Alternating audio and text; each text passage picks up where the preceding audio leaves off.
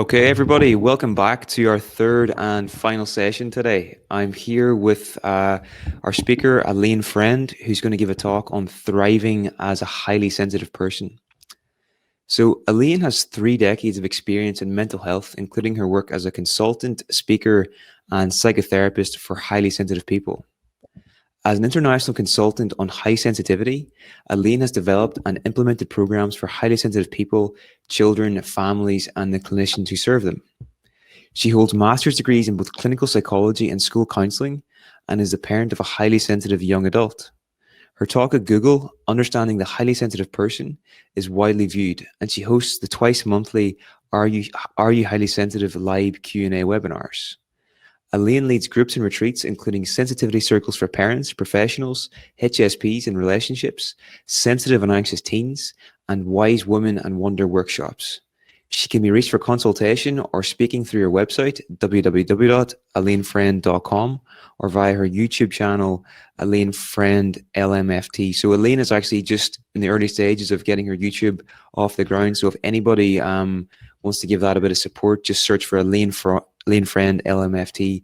That would be awesome. Okay, so Alane, whenever you're ready, we'll just get started with the talk, and best of luck. Thank you so much. Thanks, Niall. I really appreciate the opportunity to be here.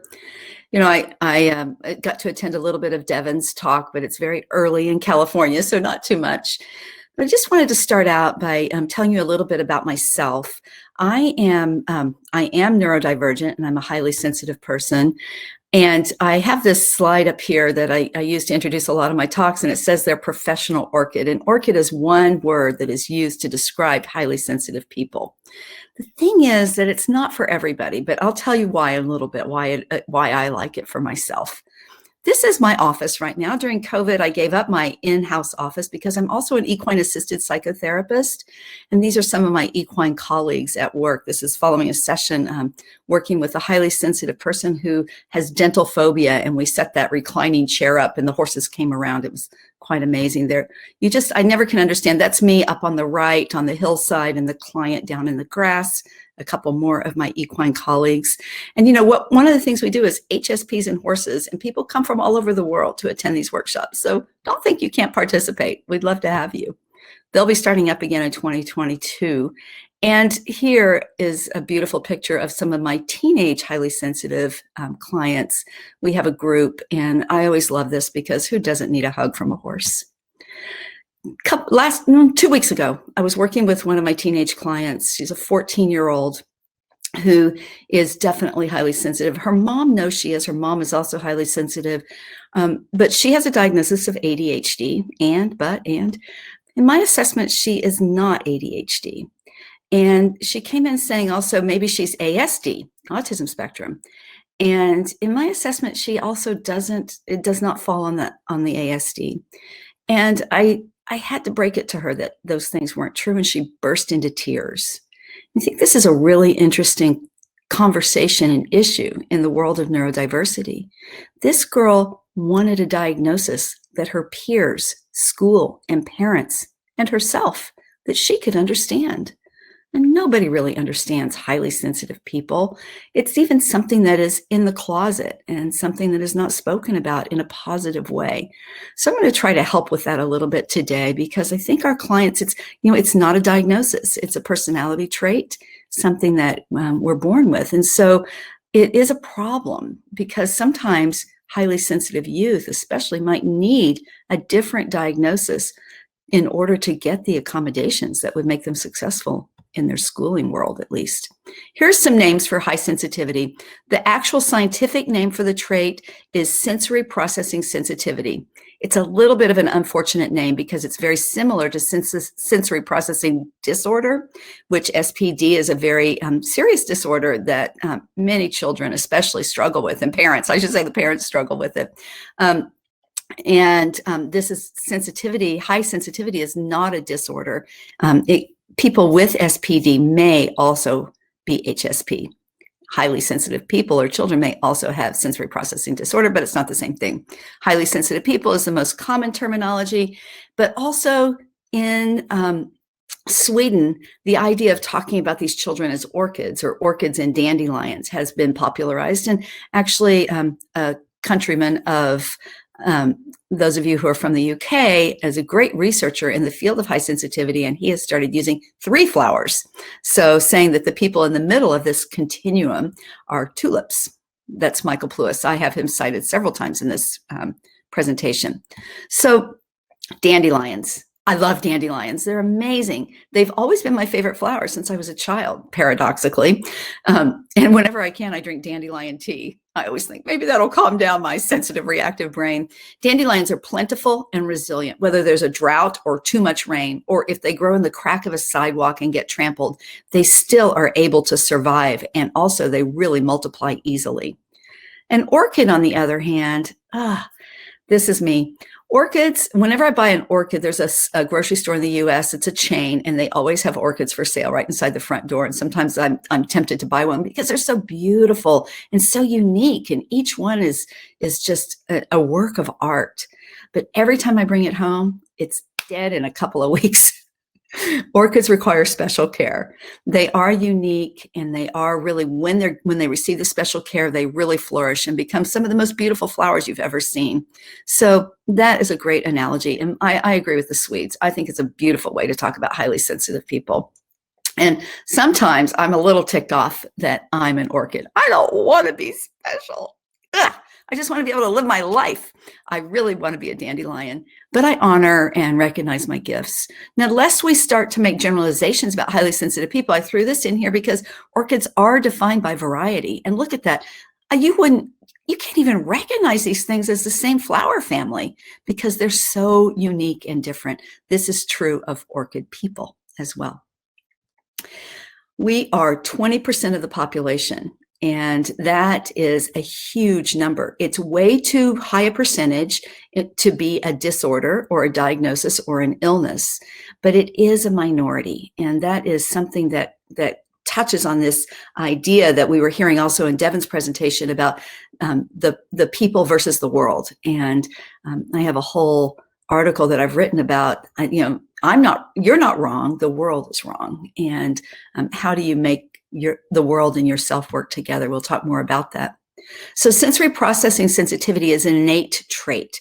Innate means you're born with it. So this is not something that changes over the course of the lifetime. It's not, you don't see onset at age 5 or age 3 or age 25. It is always present. And we've learned a lot about it through infant temperament research. And we'll go into that a little bit in a minute. Let's first start with some polls.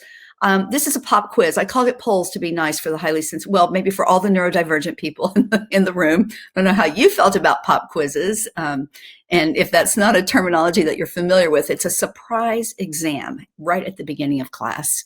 So here is one for you. And luckily, these are questions that you can answer anonymously. So highly sensitive people are all introverts.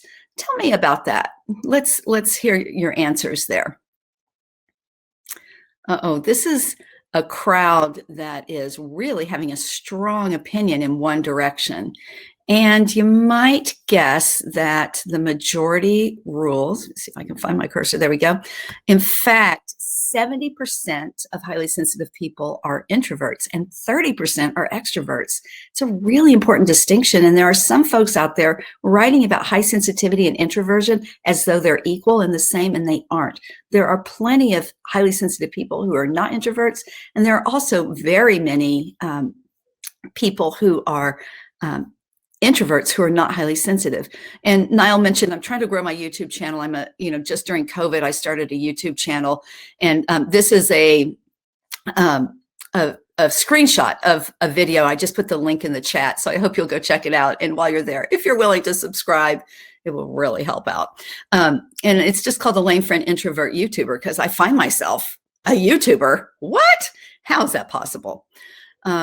So we see here that 81% agree with me, and it's true that it's false. Let me see if I can figure out how to share more. Here we go.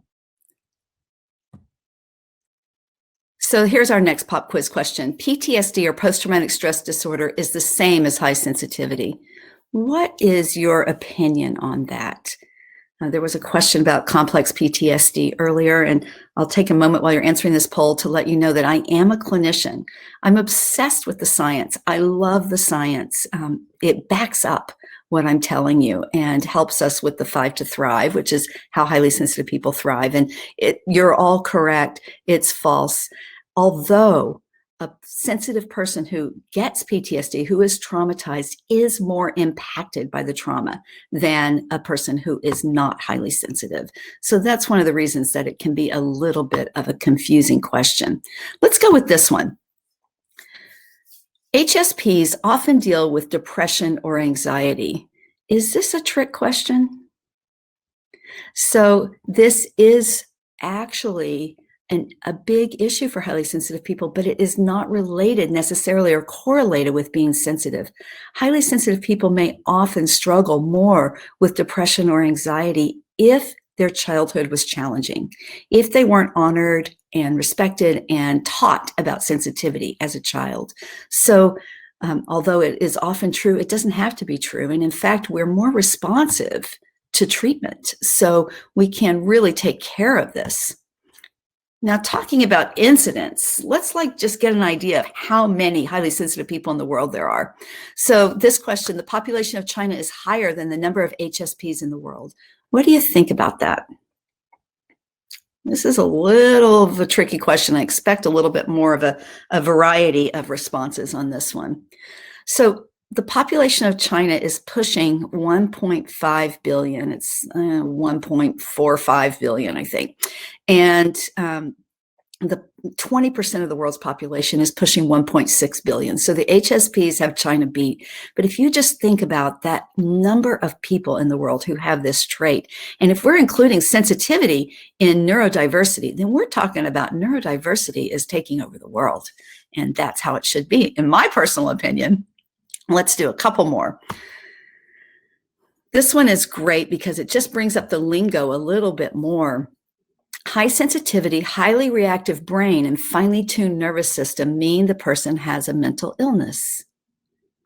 High sensitivity, highly reactive brain, and finely tuned nervous system mean the person has a mental illness. It is false.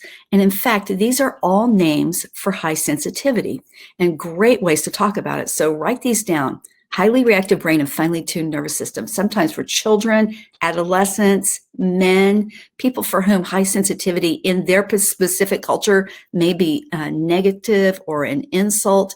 And I know certainly when I grew up, it was like, why are you so damn sensitive? When the going gets tough, the tough get going. So it's a really important thing to have these different bits of lingo. Here's one more. This is another one about gender and sex. Depending on how you're thinking about it, 30% of highly sensitive people are male. Generally, we really see high sensitivity much more evident in females because we are more likely to express our sensitivity in many cultures. But in fact, I love these responses. 49 let's see, what is it? 61% say true and 39% say false, and it is false. I gotcha.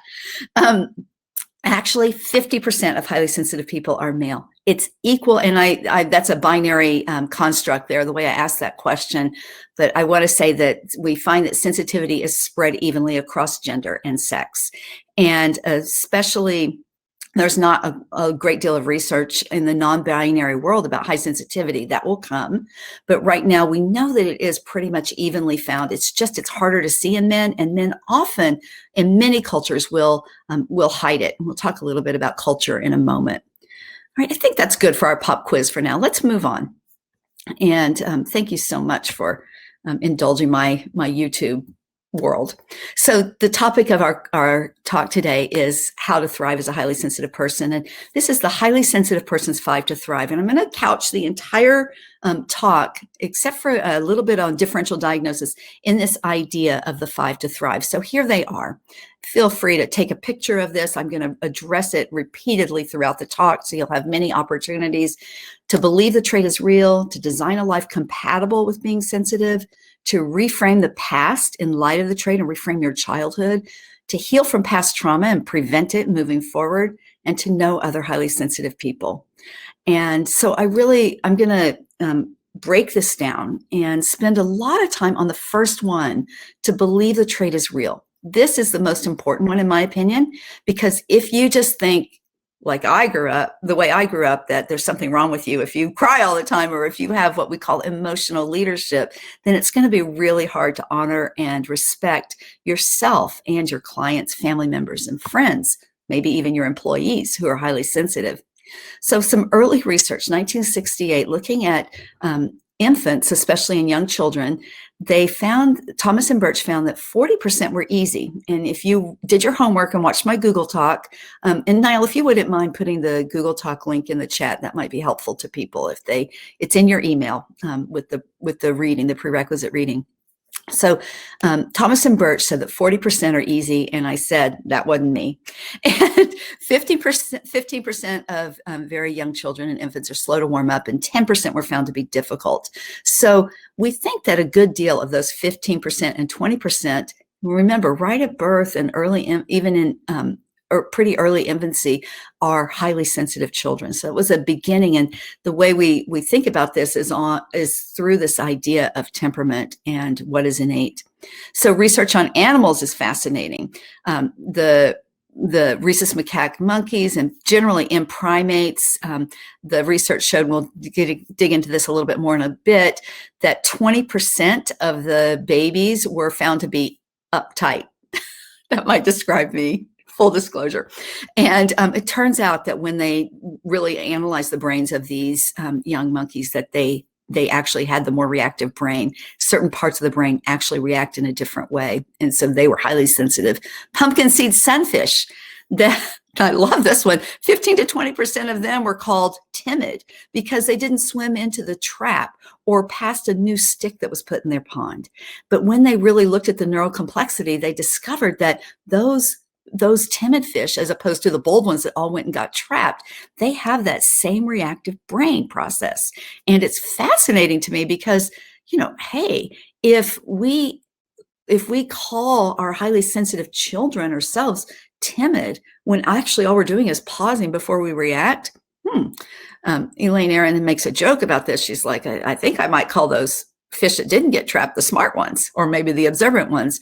And excuse this kind of gross picture, but those are fruit flies. Same thing. In the presence of food, the flies with neural complexity sat still and observed. Well, we don't know what they were doing, but they are more quiet and still in the presence of food, like what flies are. Most of them are buzzing around like crazy. And the final analysis on this slide is that it's been found in over 100 species, this trait of high sensitivity or highly reactive brain.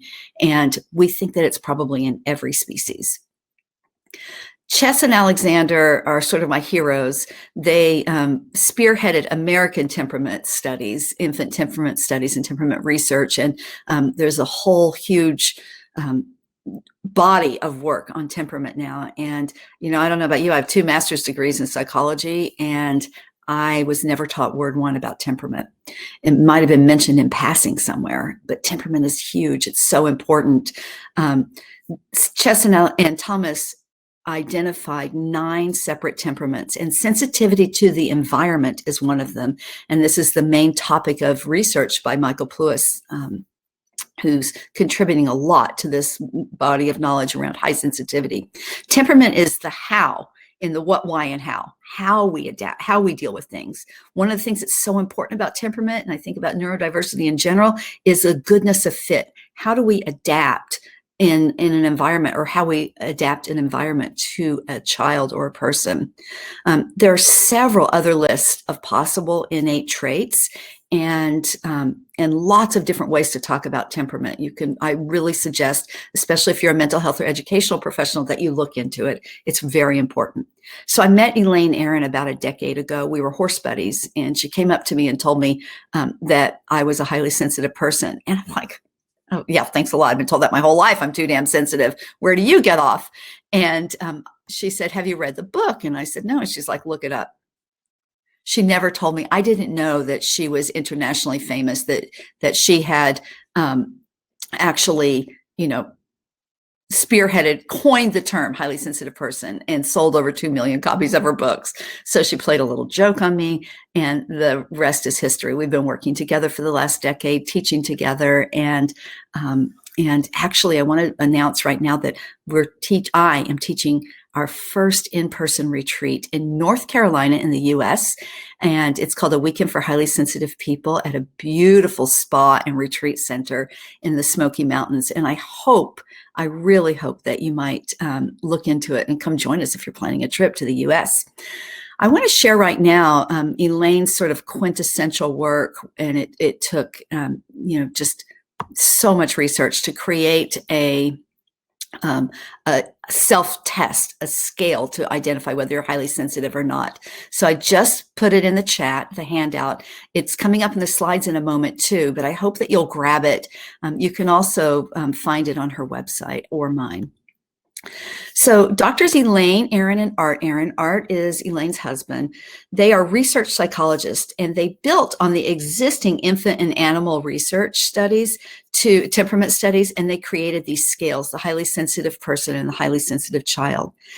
They began the brain scan research using functional MRIs, which have really validated this trait. They continue to research and publish, and I always said in this point that they started a movement, but Alane said, I have to say, some would say they started a movement, especially Alane. So I think it's just really, really important. There are those, sort of seminal psychological or sociological researchers in the behavioral sciences world that change everything, and Alane Aaron is one of them. So this is part of what she has created. It's called DOES, or DOES. It's an acronym, and it stands for these things: depth of processing, overstimulated or over-aroused easily, emotionally reactive, strong empathy, and sensitivity to subtle stimuli. This is your diagnostic criteria for determining if someone is highly sensitive. We'll talk about differential diagnosis at the end, but I just want to say that this is the most important thing. Let's break it down just a little bit. Now, listen, I hope you watched my Google Talk. One of the things, if you're highly sensitive right now, you're probably feeling pretty critical because I'm talking too fast. And I want to just remind you that you are going to get a recording of this talk. So you can listen to it again, and you could even slow it down and watch it at a slower rate. Since you have this other information, the Google Talk with the DOES in it, I'm going to keep blowing through this pretty quickly, and I will be happy to take questions at the end. So depth of processing, it means that we just think more than the average bear. Our brain is literally, parts of our brain are more active in certain tasks especially. So depth of processing means that we often are slower, right? Because you really think about this. If you're going to think about everything before you do it, and as you do it, you're probably not going to have as quick of a reaction time. So there's part of the animal research is these two strategies. It addresses the depth of processing. The first strategy is do it right and do it once. Those are the highly sensitive people. The second strategy is go for it. If you're wrong, just go for it again. No biggie. Oh, I'm just looking at those words on the screen. I want that. I told a client the other day about there's some research number of years ago on satisficers and maximizers. And a satisficer is someone who just sees something on Amazon, like you want to buy an electric tea kettle, and you could spend anywhere from $15 to $50 on it. And you spend 2 hours looking at all the options, and then you choose one and you're not happy when it comes. And that tends to be a highly sensitive person. And, especially on the low ticket items, if you're doing that on the low ticket items, that you're deep processing. You're responsive, reflective, reactive, and sensitive. And it's something that we need to learn to work with a little bit. Let's keep going. I'm going to close the chat because when we get to S, it's noticing every little thing, and I'm watching every little thing. So everything that moves on the screen, there I go. And that brings me into easily overstimulated or over-aroused, the O and does. It's so hard. God. I go there so easily, and maybe you do too. And here's something that is true across the board of neurodiversity, in my opinion. We can't over-arousal. Now, if we talk about over-arousal from a psychological perspective, then what we're going to see is, heightened elevated heart rate, heightened muscle tension, elevated temperature, and moving up the sort of the continuum toward anxiety, from stress toward anxiety. And it's something that is a common problem for highly sensitive people, and also ADHD and ASD folks. So let's see what I have here. It's really important that we can really work with and handle over-arousal.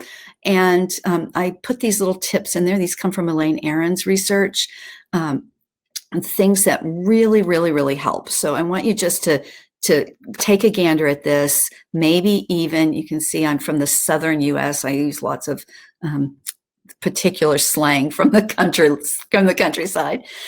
So have a look at this, take a photograph of it, write it down on your handout. I think I kept this in your handout because it's so important that we do this. We can't prevent over-arousal. It is the only negative aspect of being highly sensitive.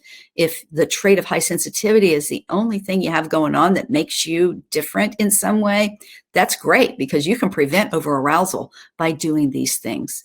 And it takes a lot of work. So if you're a mental health professional, this is what I want you to teach your clients that are highly sensitive, please. Moving on to E, emotional reactivity and empathy. This is something else that we might see in many different diagnoses or disorders. It's also apparent in this trait, and it's very unique in sensitive people. I'm going to just dig into this a little bit. You can see I'm spending a lot of time on making sure that you really understand and believe the trait is real.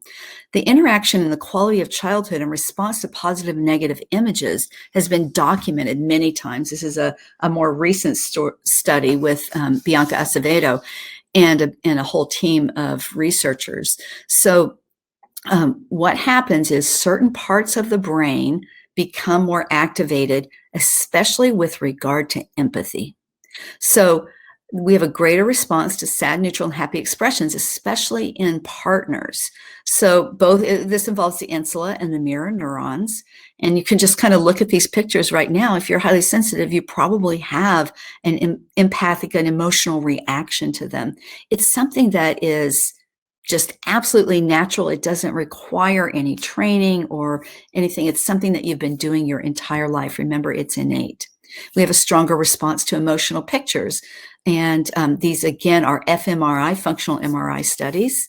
I just love this, that it really shows us that we have our brain is actually working in a different way. And that's a beautiful thing about brain research. My current favorite book I'm reading is The Teenage Brain by Frances Jensen, and talking about the adolescent brain, which is also actually more reactive. So if you look at highly sensitive teenagers, which are my special area of expertise, then you see this is sort of like this brain that is just out of control a good deal of the time, or they experience it that way. So this is just a little bit more about the higher sensory processing sensitivity a person has, the more activation they have in these areas. S, sensitivity to subtle stimuli. This is that noticing every little thing. This is the child who noticed that you got your highlights redone in your hair or got a new shirt. This is the person who walks into the room. I say this in my Google Talk, and notices that the blinds, if they were adjusted just a smidge, the light wouldn't be in that one person's eyes. Noticing every little thing. It also means that you're noticing all the smells and sounds. The lights are too bright, Alane's talking too fast. These are all the things that you notice.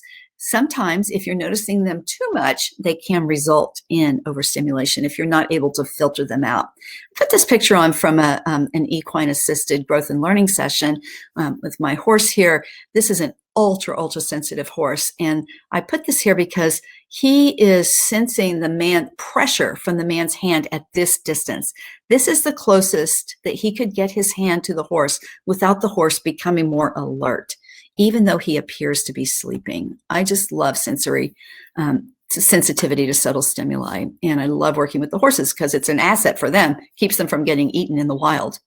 So I'm going to go into a little bit this visual piece. This is another part of sensory processing, sensitivity to subtle stimuli and sensory processing sensitivity, that we have, literally our brains work differently, that we do better on visual search tasks unless we're really stressed out. So let me see if I can stress you out a little bit. Remember these puzzles? Did you have these when you were a child? I won so many candy bars as a kid doing these puzzles in class. It was a race and like the first two to finish. It wasn't even fair because I'm neurodiverse and I can almost instantaneously see all these words. So I'm putting the pressure on, the time pressure. Maybe it's working for you, but if you are highly sensitive and I've stressed you out a little bit by giving you this word search puzzle, then you might not be able to see them. And that's the key. We'll be getting more into that. So we have more brain activation and making fine visual distinction. And this is one of the slides that the pictures that they actually used in this research with the fMRIs. And usually we would show the slide on the left first and then show the slide on the right and ask you what the difference is. And it happens pretty quickly. And under pressure, I do not do well. I don't test well as an HSP, but my brain would be, and the test is not whether you can see that there's one less fence post. The test is what part of your brain is working. And when you compare people with this trait and people who don't have this trait, you can see a distinct difference. So the higher you are on the continuum of sensitivity, the more correlation there is with noticing minor changes, not major changes, the really specific details. I put this picture in of my equine colleagues because they all have their eyes closed. And I just want to ask you all for a moment, close your eyes. I promise I won't change the slide while your eyes are closed. Closing your eyes cuts out 80% of stimulus coming into your system.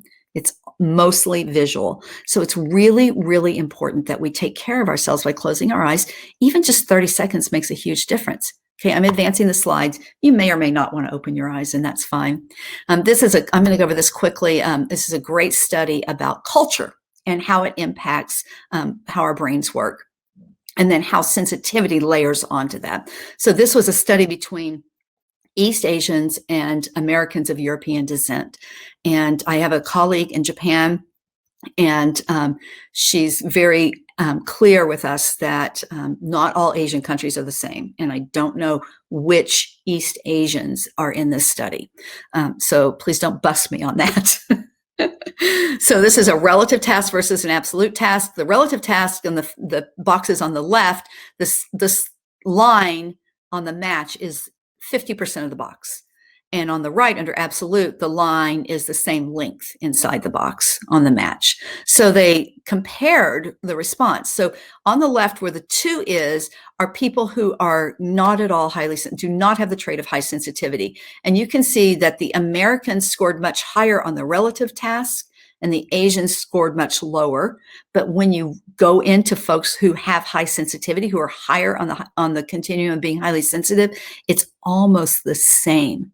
So what we're seeing here, and I'll show you the other task too, where the Asians are much better at the absolute task, and the white Americans were much less strong at it. And this one's even closer together when they have, when they're at the top of the high sensitivity scale, there is almost no difference in how they do these tasks. So if you are deep processing, having strong empathy, and noticing every little thing, then your cultural influence in this study at least, becomes much less important and relevant. Wow.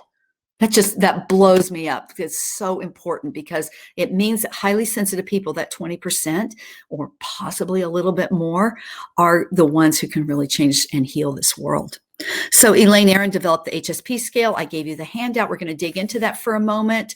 I'll just let you glance at this if you would like, or you can glance at the handout and start to look at the questionnaire about whether you're highly sensitive or not. Here's the deal. There's a scale about are you highly sensitive on Oprah.com. And there's lots of people have made up scales of high sensitivity. Most of those scales are not researched at this level. They cannot be used in science. Maybe they will apply, maybe they won't. One of the commitments that the Arons have in developing this scale is that it will not be just focused on negative, because there are so many positive aspects of being highly sensitive. And so a new one is being developed now that we hope will be more positive, and be more applicable to men, and they worked really hard to make the scale work for men who have a different perspective on being sensitive. And it's quite good, but it's not good enough. Now, there is something a great way to help. I'll go ahead and give you this. In the high sensitivity, highly sensitive child scale, we can see that the early experience, and I'm going to throw it in the handouts. Let me see if I can do that. So, did that work? So I'm going to put this up here eventually, the child one. So for people who you think are highly sensitive, but they're not showing up with enough yeses on the HSP scale, they can take the child scale. Actually, and Niall, if you're there and you could throw up the child handout, I would appreciate it. So if they're not showing up, they can take the child scale, thinking about themselves or asking their parents or someone who knew them as a child, thinking about the childhood stories to see if they get a yes. So I only answer yes to 50% on the adult scale, but all but 1 on the child scale were true of me. That's because the way temperament works is that, thank you so much. The way temperament works is that we learn to deal with it. We learn to work with our temperament as we go through schooling and family and development, human development in general. So I'd like you just to take a moment. This is the newer research. Alane, relevant here. we can Yes. share it. We can share it where the slides are as well temporarily, if you'd like, or we can just keep it as a handout. Your call. I have it on the slides, so we don't need to. Thank you so much. So I would just like you to, we're not going to spend a ton of time on this because you can do it later, but I'd like you to scan the scale. I'll have the slides up for a moment to just take a moment to see how you're doing and which ones resonate with you. If you yourself are not highly sensitive, maybe think about a family member, friend, or client or student who is highly sensitive as you look at these. Since you have the handout, I'm just going to have each of these lists up for about a minute on the screen. Again, they're the exact same as the handout, so don't feel you have to look at the screen. You can just circle or check some that really resonate with you. Later, you can do the test for yourself or your family. Here's the second group if you're not looking at the handout. Remember, you will not have time to read all of them if you're highly sensitive. Okay, I'm going to move to the third group if you're using the screen.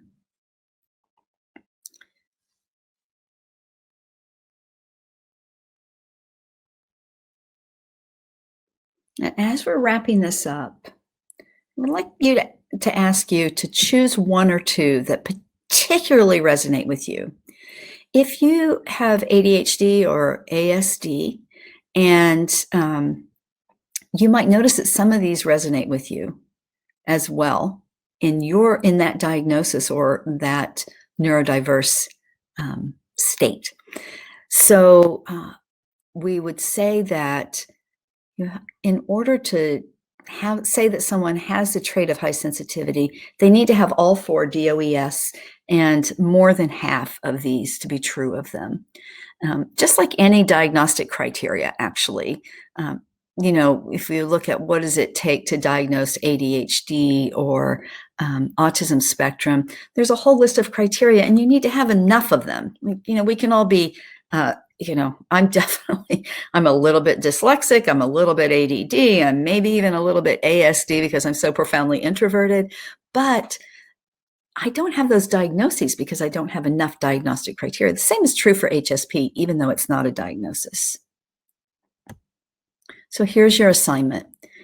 Choose 1 to 2 questions on the self-test and write a little bit about them with regard to yourself or a client. And anyone who's willing, I would love, for the benefit of the group, if you could put your observations, if you feel comfortable, you're not you don't have anonymity unless you changed your name on your profile. So, but if you'd be willing to put some of your writing about this in the chat, that would be great. I'm going to take a couple minutes for this. I really love what you're throwing in the chat. Please keep doing it.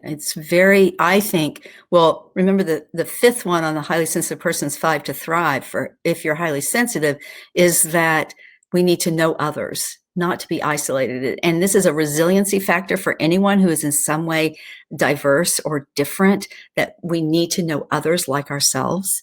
So I was just trying to review back through the chat. I'm like I said, I'm a little bit dyslexic and also a little bit overstimulated. I'm kind of sitting on the low edge of anxiety every time I present. So I can't read it all, but hopefully I can read it later. I don't know, Niall, if we can give me a chance to save it before we go to before we turn the whole thing off later. So I'm going to go ahead and put a blog in the chat. This is go alanefriend.com/blog is where my blog is. And this is my blog on criticism. And when you notice every little thing, you really know how to make it better, right? You know you do. And so what happens though sometimes with sensitive people is we can be so critical because once you notice that what's going wrong, like me talking too fast, then you start to feel overstimulated by it. And then when you actually say it, you can come out very critically. Now, I didn't see a lot of criticism in the chat, thank God. Be gentle with me, you all. I'm highly sensitive. So you can say whatever you want on the evaluation later, just not right now. So I wrote this short little essay, this short little blog about criticism, and I named it after the Elvis Presley song, "Don't Be Cruel." Don't be cruel to a heart that's true, because no matter what, I can always say of highly sensitive people, for the most part, we are coming from a good place and wanting to help people. We just might not be the best deliverer of the message. And that's something, it's just like temperament. It's something that we need to work with and learn to do better. Okay, let's go on to the second of the highly sensitive person's 5 to thrive, to design a life that's compatible with being highly sensitive. This is really, really, really important. This is how we prevent over-arousal or overstimulation, and there's nothing more important. I'm lumping it together with the next two, and here's why. This research about how to design a life, it has to do with the fact that we need to reframe the past in light of the fact that we're highly sensitive, and we need to heal from past trauma, and that we're really, really good at it. And sadly, we're very likely to have experienced it, past trauma. And things, you know, I think in the Google Talk, I tell the story about how much I hated birthday parties, but just looking back on life, you know, why I can look back on my own child who's now 20. He was the biggest pain in the tush for his teachers because he was thinking so much about what they were saying that he didn't respond when it was time to raise your hand, but he would still be thinking about it, you know, really having lots of deep thoughts about it. And then 15 minutes later, they've moved on to math. And he has something to say in the classroom about the astronomy lesson. So it can be really challenging for teachers. So here we go. Let's dig into this. This is called, in scientific terms, differential susceptibility. It's the good news about having this trait. If you have this trait, it's all good. Trust me, even though life may have been hard to this point. It was initially called vantage sensitivity, which means that it is an advantage to be highly sensitive, that we have differences in our responses to positive and negative experiences. And here we begin with Michael Plewis working with Jay Belsky. They're child behavior researchers. Vantage sensitivity included lots of different studies, and just here's a quick overview. It'll be in the recording. I mentioned the uptight rhesus monkeys. I'll go into that a little bit more in a moment. A study where difficult infants who were put in high quality foster care got better grades and had better social skills at age 11 if they were highly sensitive, and fewer of the typical behavioral issues of children who are raised in the foster care or orphanage system. This is in comparison with sensitivity. If they were highly sensitive, they took advantage, not consciously, of that higher quality care. In the UK, I love this study. Thank you so much, UK. A resilience promoting intervention that they did for preteen girls. Only the girls who were in the upper third in sensitivity actually benefited from it long term. So like the next day, everybody kind of understood it, but they revisited and did an assessment on these girls at 3 months, 6 months, and 12 months, I believe. And only the ones who were highly sensitive made sense and kept using that intervention, reported an improvement. Yay! This is the whole point. I got a little chill when I said this. And there was an anti-bullying intervention, same deal. Only the highly sensitive boys benefited. So the reason I have a chill right now, I have goosies, as Jennifer Lopez says, is because this means everything. We can change people's lives by making simple interventions, very simple ones. They will take advantage of it if they're highly sensitive. They don't have to grow up like me feeling like crap about themselves. Now, why am I here able to be on screen doing this? Well, it's pretty much because of this. The rhesus macaque monkeys. I love these monkeys. Their brains are pretty similar on fMRI to humans, so they're very good for studying. There's so many different studies on them. They are in a 6-acre fenced enclosure. The enclosure had to have some maintenance done. And, oh, I better start talking faster. Sorry, sensitive people, telling less stories. And they were put into a much smaller environment. And the ones who were highly sensitive, when they were put in this really stressful, smaller environment, they were more likely to become ill or injured. But however, if they were infants, the uptight infants, remember the 20% of them are uptight, and they were given to skilled mothers. It's not about mom or dad. It's just in the monkeys. The moms do most of the parenting. When they were given to skilled mothers, instead of getting more sick or more ill, they had developmental precocity. They became more resilient in the face of stress, and they ascended to hierarchy. They became the leaders of their family groups. Wow, amazing, by just changing the mother. Okay, so Tom Boyce and I forget his partner, Boyce and Ellis started looking at why are some children more impacted by physical health, because he's an MD. And they said, they plotted, I think this is behavior problems with severity, severity with family stress. And it just looked like somebody threw paint at the slide, right? There's a correlation, but it's very small. And wouldn't you think family stress would create more behavior problems? It's just logical. It makes sense, right? So let me close the chat again. My goodness.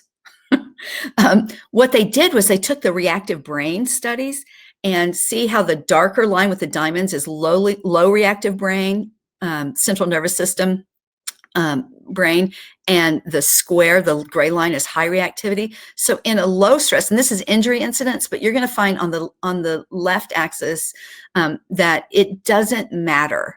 The vertical axis, it doesn't matter what is there. It can be mental health issues, injuries, respiratory illness, behavior issues, early teen pregnancy. It doesn't matter what we put there. Whatever thing we don't want for our children is going to change with regard to stress, whatever stress it is, and it has to do with being highly sensitive. So I'm going to go to the color slide of this, and you can see this if you look up Tom Boyce on YouTube. This is a slide from his YouTube talk on this, it's not central automatic nervous system reactivity. And this is when he first said, hey, let's use the Swedish terminology of dandelion and orchid. So once again, the dandelion child is the purple, darker bluish purple slide and line. They are barely impacted by the stressor. And we can see this one is marital conflict. Again, it doesn't matter. And the problem is pre-syndromal psychopathology, so likely to develop a mental illness or a diagnosis. But when you look at the orchid children, the bright fuchsia pink line, we can see that when they're in a low stress environment, they are much less likely to have these problems. Take that in. The sensitive children are much less likely to have injury, illness, behavior problems, mental illness, much less likely in a low stress environment. Look what happens over here. In a high stress environment, they are much more likely to have these problems. So all we have to do is change the environment. Or give them someone who they connect with, who gets them and understands them, and work on resiliency. I'm going to put it in a different format here. So those of you who learn differently, this might work a little bit better. A difficult childhood, its impact on highly sensitive people or highly sensitive children, an average childhood environment has a strong path toward negative results for sensitivity. An average childhood environment has a weak to moderate path toward negative results. It just doesn't matter as much, which is bully for them. How wonderful. So then if we look at this, a positive childhood environment, makes a highly sensitive child or person have a strong path toward a positive outcome. But here's the really, really good news. We can give intervention at any stage or seek intervention at any stage, and we will get great benefits from it. And that's the bottom line about differential susceptibility. And this is about designing a life. So what does it entail? There are 5 main categories that we like to say are great for designing your life for your high sensitivity and being positive and successful. Relationships, having positive relationships, having rhythm and routine in your life. I have a great video. I'll bring it up in just a moment. I'm not going to show it, but I'll show you the link to creating more rhythm and routine in a sensitive person's life. Having a vocation or a calling. It's absolutely important, and it's a great way to treat and prevent mental illness. Working on your mental health using meditation and every other self-care activity that you know works for you. Yoga, breath work, whatever kind of meditation works. I have a video on YouTube about mindfulness and HSPs and a little cautionary tale about that. And physical health is so important. I like hard style plank. It's really hard to have anxiety when you're doing push-ups. So working on your physical health, nutrition, body work, exercise. I think a highly sensitive person probably needs to exercise to the point of a sweat almost every single day. Finally, the 5th 5 to thrive, to know other highly sensitive people, to be in community. This is what I was mentioning about resilience. It's true that no matter what how you're different, no matter what is your thing in life that makes you different, if you know others like you and you know adults, if you're a young person and you know adults who get you, who love you and understand you and value you the way you are, you will be more resilient. So this community point is so important. So I found this leaf in my driveway at the beginning of COVID. I loved it because it's heart-shaped and it's beautiful. You have to admit it, right? It's beautiful, but it's battered and torn and some bug ate a couple holes in it. And I think that that's sort of like all of us, all the neurodivergence, maybe everybody, at least during COVID, but highly sensitive people always. We tend to feel a little bit like that, yet we're still beautiful. So maybe this is the image I hold for myself as opposed to being an orchid. So it's a for better and worse interaction. And the research is really clear that sensitivity is a susceptibility factor. It used to be thought that if you were highly sensitive, then a stressor came into your life, your functioning would plummet. And it turns out that it's not true, that it's actually, that's the vulnerability factor. The susceptibility is if you're highly sensitive and a positive influence comes in, your functioning will skyrocket. So we're susceptible to both the good and the bad, and it's often an advantage. There's a reason that we have this genetic variation. We need the sensitive people to pause before they act, to be the advisor to the king or the warlord or the president or the prime minister. It's negative frequency dependent, and what that means is that there wouldn't be an advantage to this genetic variation if it wasn't a minority. And so that's why we'll always be, why at least the way it has developed so far genetically, it's a minority. So reminding you again, the highly sensitive person's 5 to thrive. 1, believe the trait is real. I hope I've done a good job of convincing you today. 2, designing a life that's compatible. This is a challenging one, and it's really, really important. And if you know sensitive children in your life, I beg of you to help them, help design their lives to be compatible with the fact they're sensitive. And the step 1 is to teach them about having a more reactive brain and a more finely tuned nervous system. There's nothing wrong with them. In fact, they're emotional leaders in their community, just like the adults are. To reframe the past in light of the trait, you weren't crazy and you weren't dumb. You were just thinking more than everyone else, and noticing more and taking in more. And so maybe that's why you didn't like the balloon popping game at the birthday party. To heal from past trauma. I'm going to say something kind of challenging here, but in Western civilization, I think UK, like US, Canada, actually Australia, I've been told has a lot of trouble with this, different cultures, just growing up as a highly sensitive person can be traumatic. Schooling can be pretty traumatic for these children. But there's a lot of work on treating trauma and really treating trauma in the moment And that's what the children need.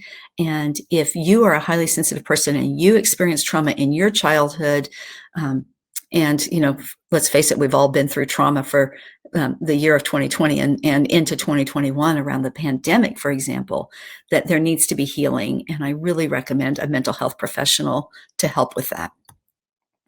And to know other highly sensitive people. So thank you, all you highly sensitive people in the chat who came out today and said you were highly sensitive. You're helping to change the world. Harvey Milk was the first openly gay elected public official in the US in the 1970s. And his mission, his path, his soapbox was come out, come out. If every gay person came out and told their family and their friends that they were gay instead of keeping it a secret, everyone would know gay people.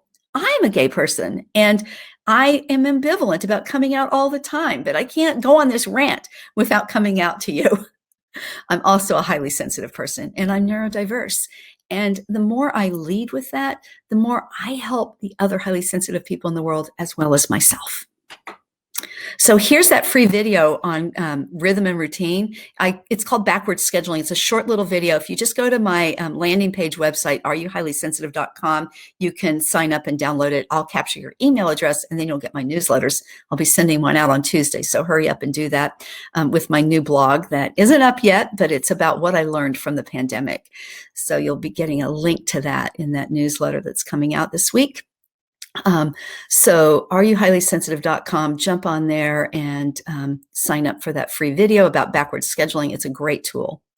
Let's just spend a few minutes on differential diagnosis, and then we'll take a short break and then we'll do Q&A. I'm going to blow through this quickly. I'm not sure how many people will be interested in this, and we can address it in the questions a little bit as well. But just remember when you're doing differential diagnosis that every person with a neurological disorder has also a temperament. Okay, so temperament is always existing, and keep your eye out for that. Many DSM, diagnostic and statistical manual diagnoses, can look similar. So watch for the diagnostic criteria. They're often misdiagnosed.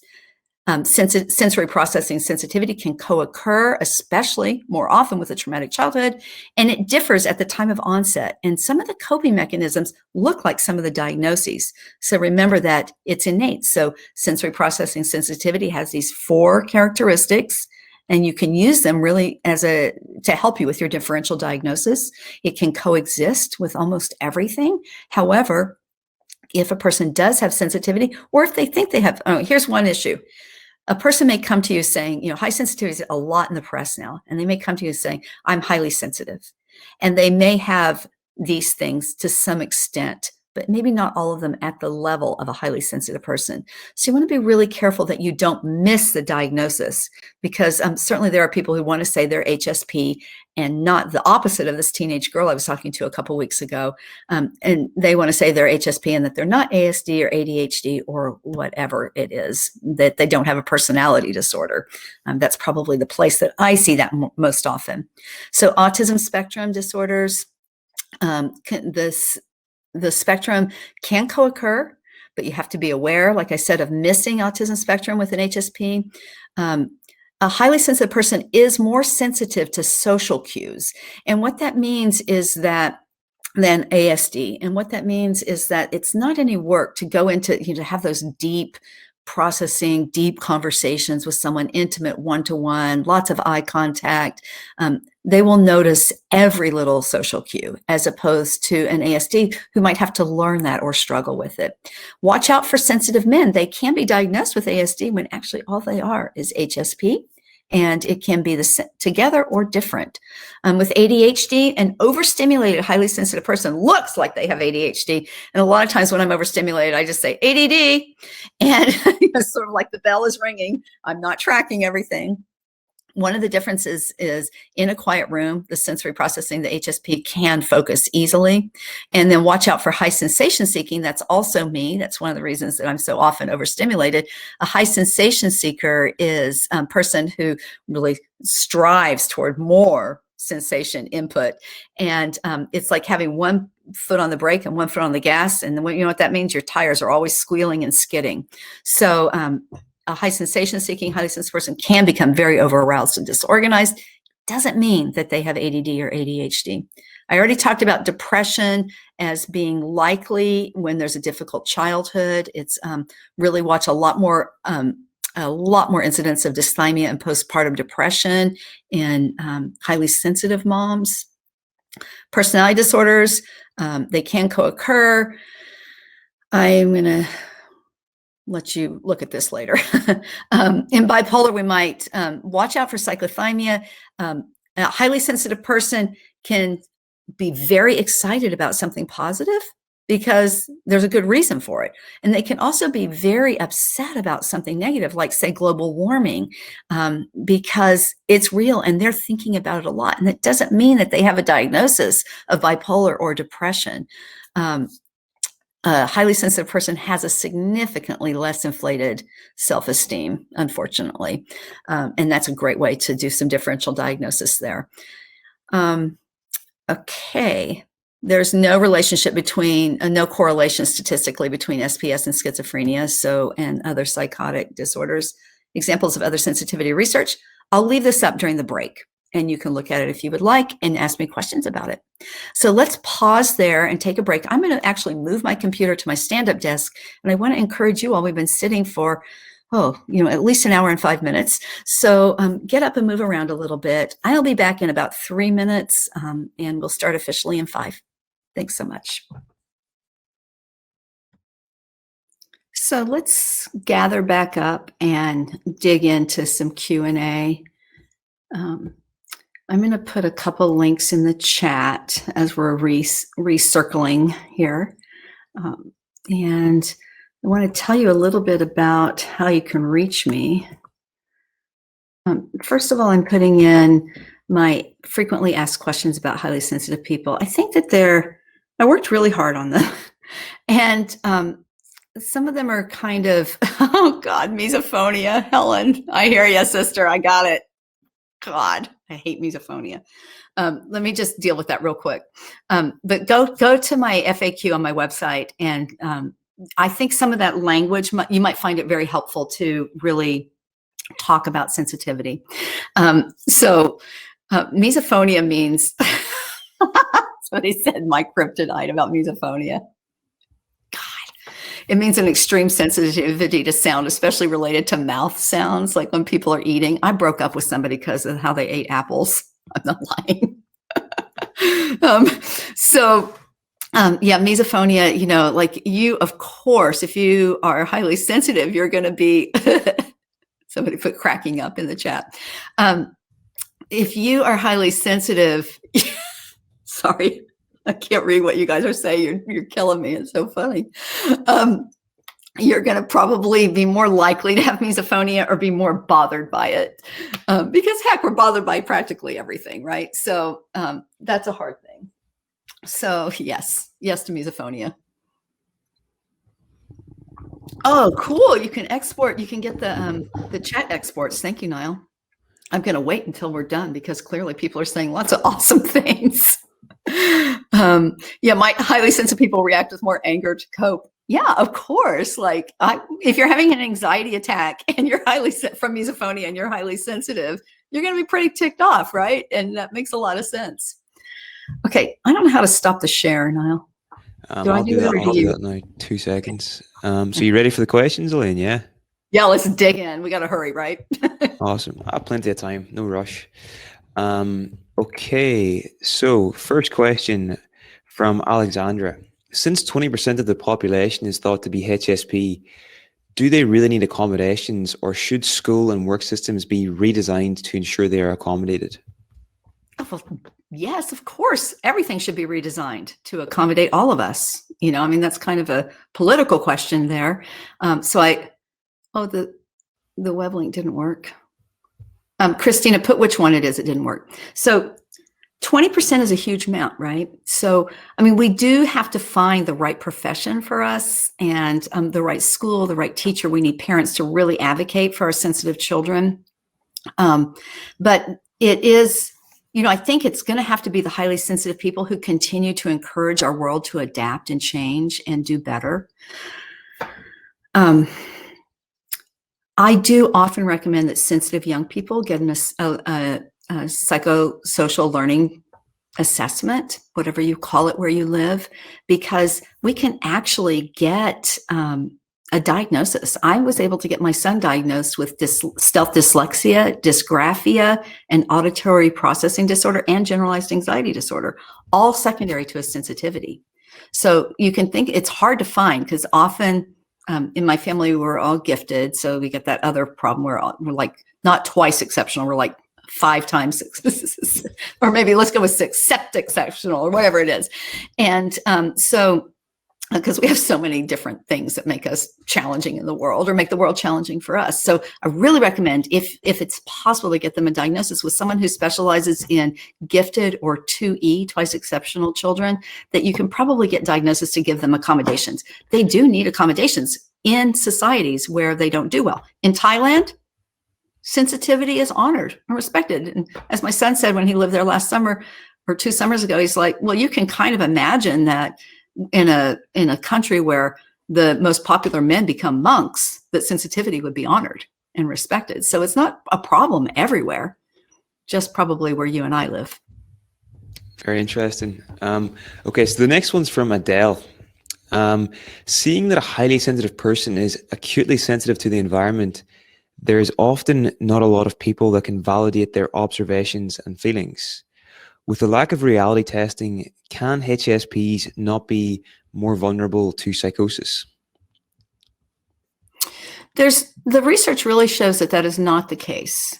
Now, you might feel crazy, because your perceptions are so spot on, but let's remember that 20% is a huge amount. And Michael Plewis is saying that maybe 30%, with like 15% being higher on the scale, and 15% being highly sensitive, but not as high.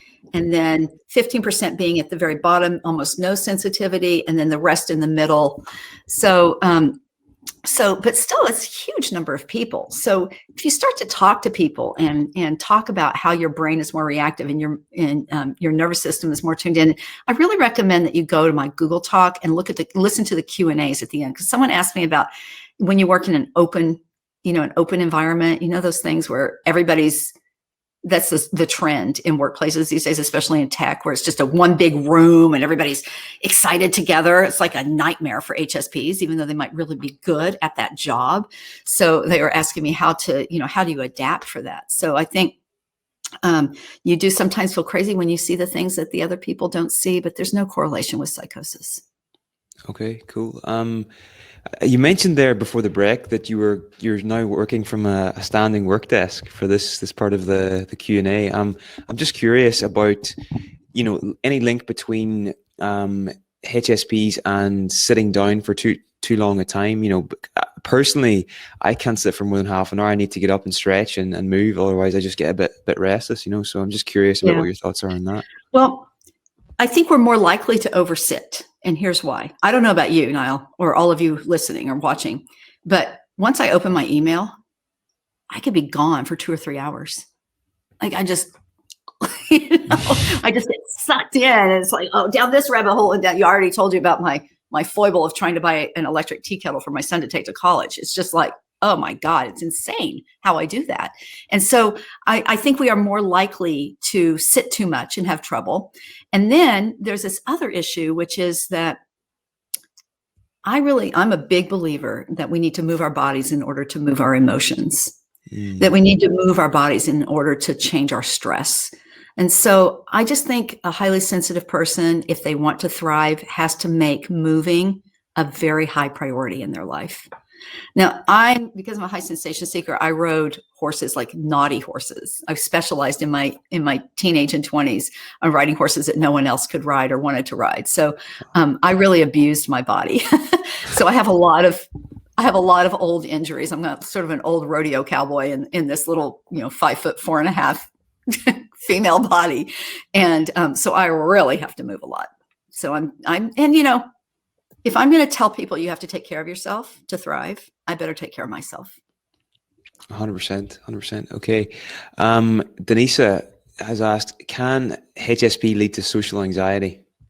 Yes, I don't have to even, go much more further than that. Yes, it definitely can. And it's more about designing the life again too, because if you think about how, especially an introvert is going to be struggling to be out there in the world, right? And 70% of us are introverts, and we're just thinking so much about it. I've been in BNI, Business Network International. I have a little paragraph about it in my newest blog that's coming out this week, and it's about learning to network for your business, learning to, what a nightmare, but I needed to learn it.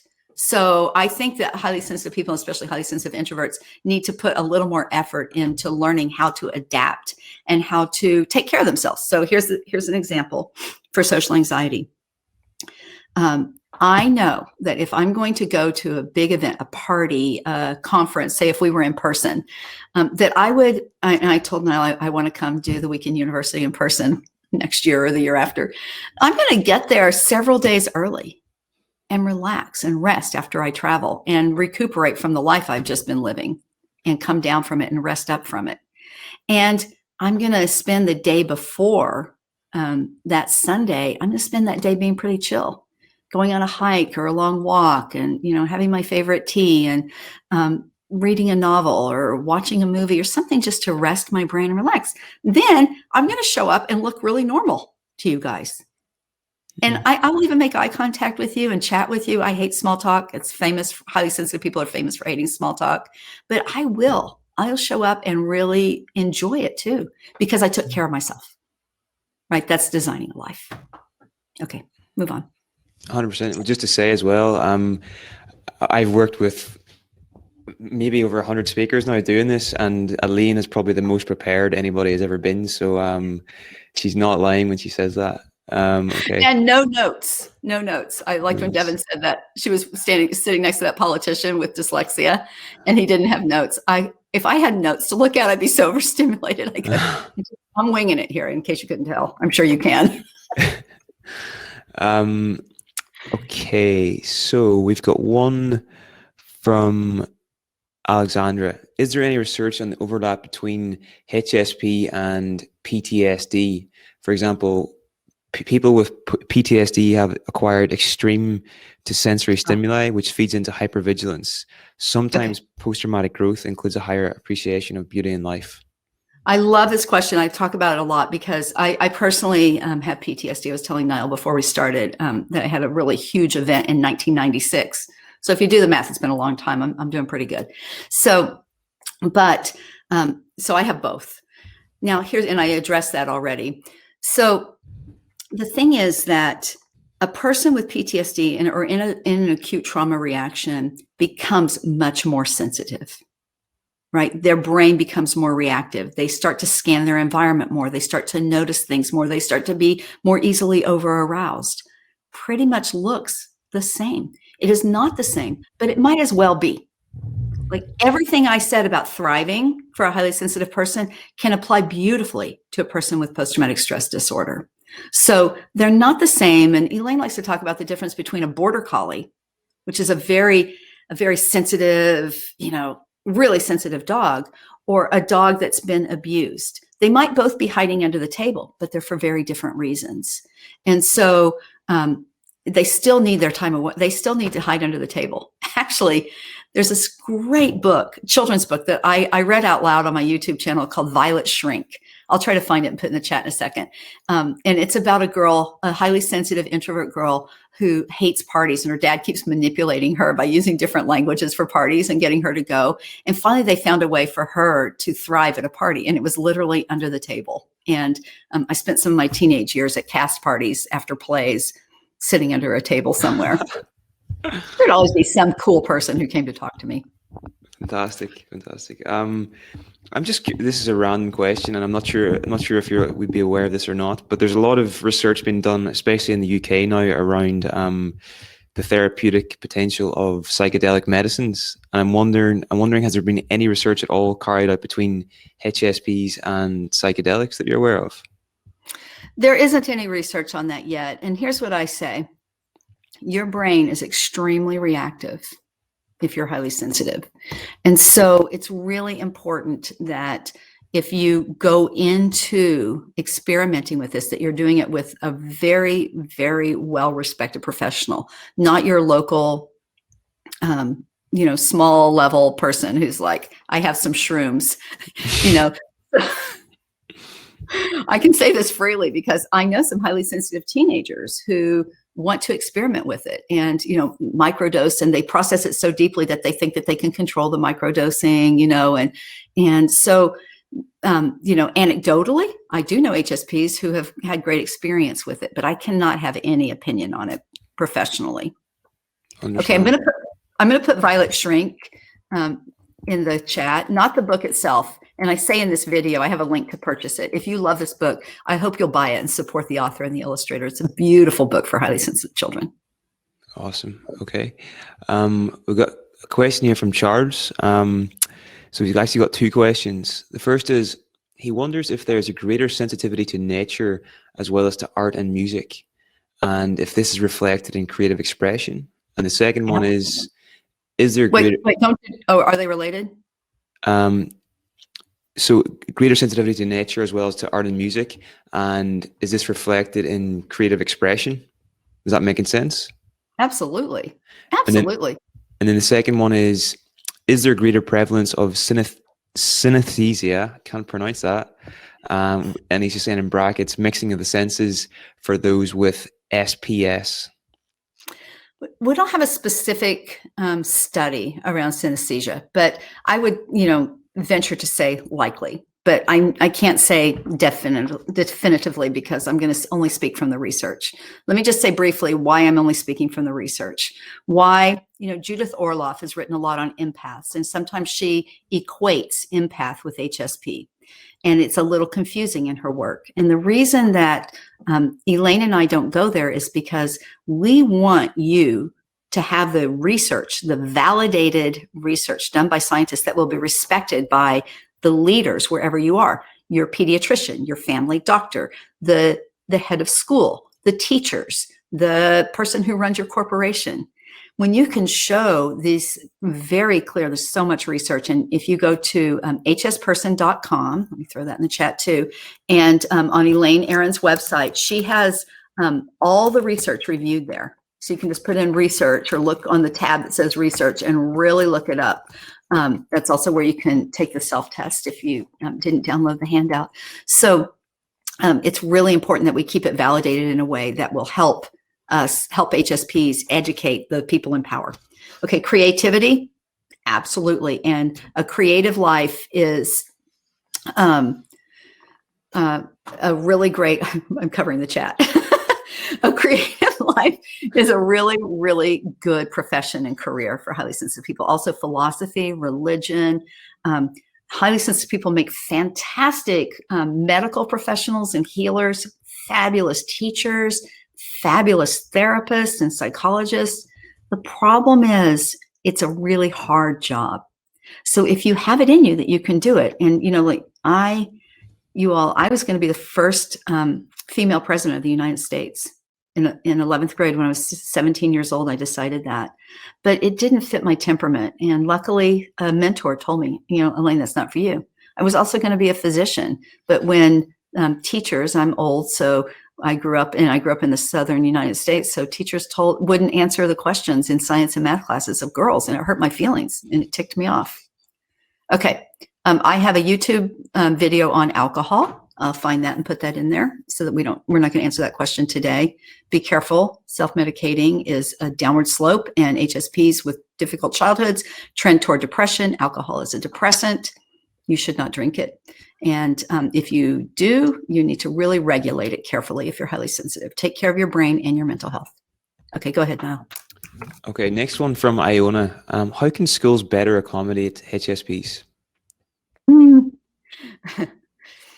I feel like I should give you I just did a webinar. I do 2 webinars a month for highly sensitive people, and you can find out more about them at areyouhighlysensitive.com.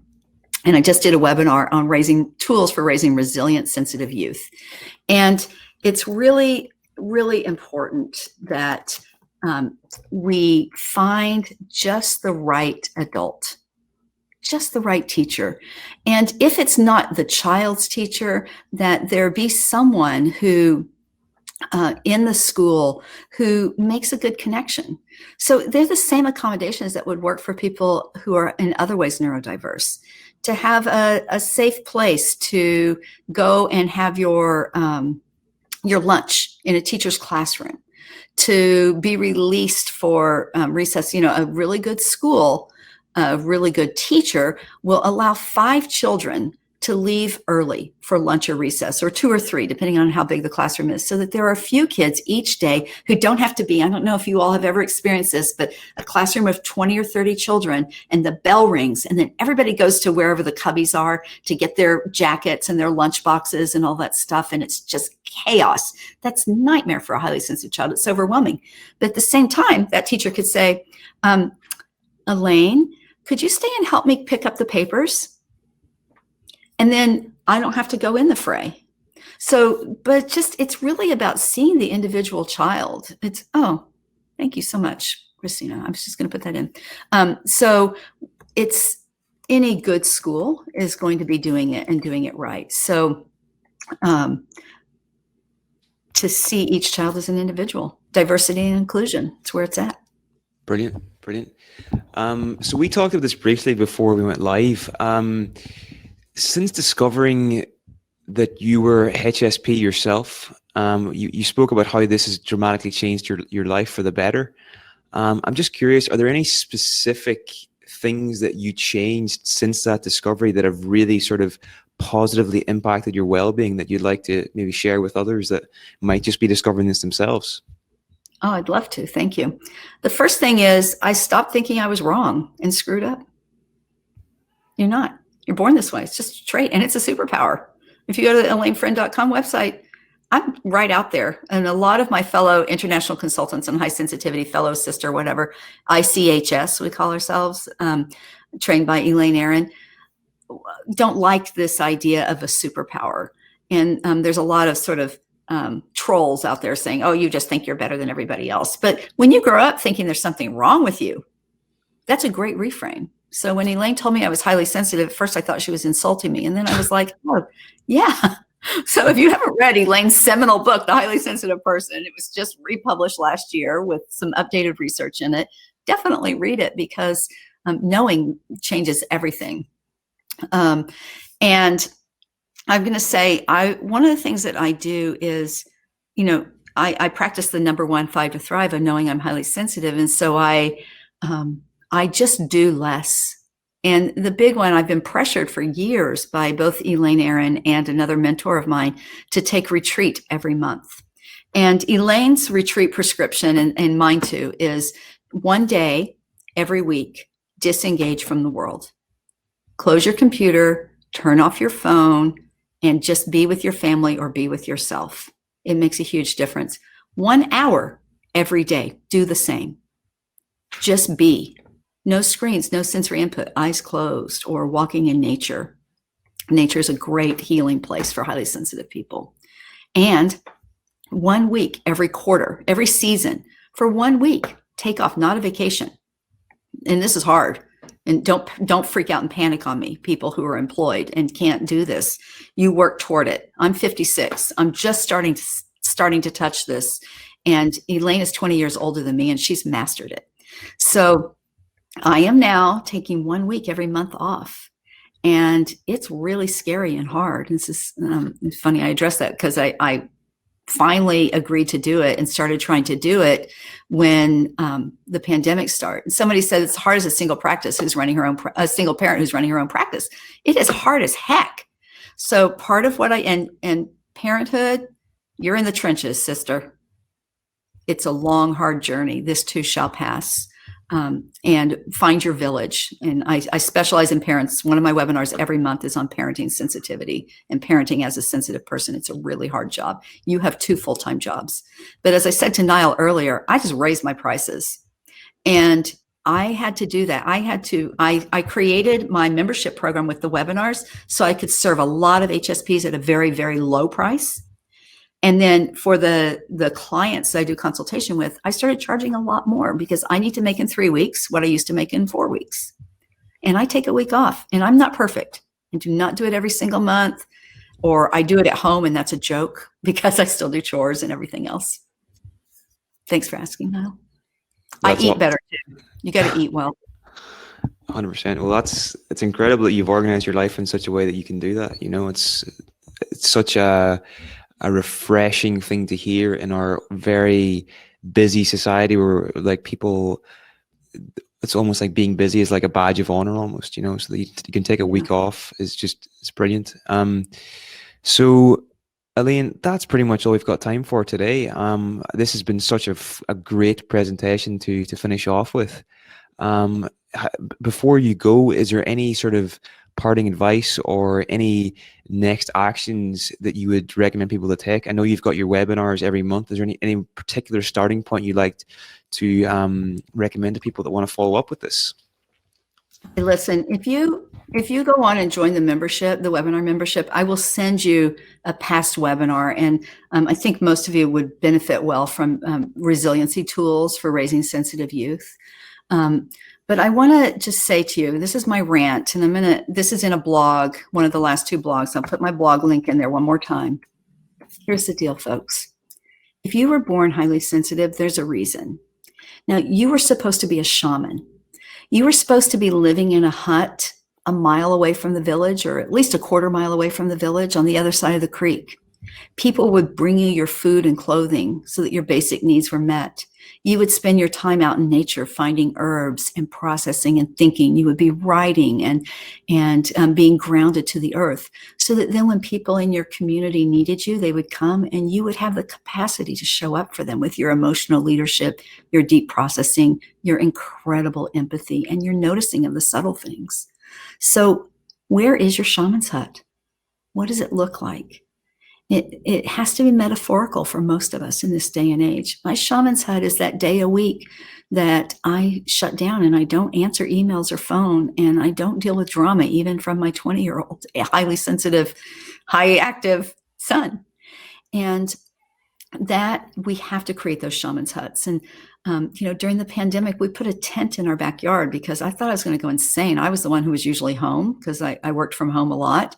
And the other 2 family members were home, and I just wanted to kill everybody all the time.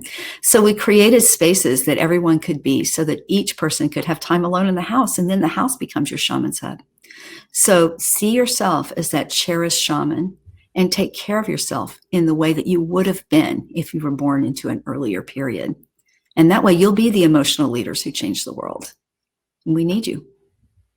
That's such a great metaphor to end on, and thank you so much for sharing that. Just want to say, a big thank you to everybody for tuning in today. I don't know what the weather's like with you guys. It's a nice sunny day where I am, so I know it's not easy to be sitting in front of a screen all day. So thank you so much for spending your Sunday learning about these ideas. Big thank you to my sister Sinead for all the help with customer support today as well. And just a final thank you to Alane for a great presentation to finish off. And I hope to see you guys all again sometime soon. Thank you. Bye.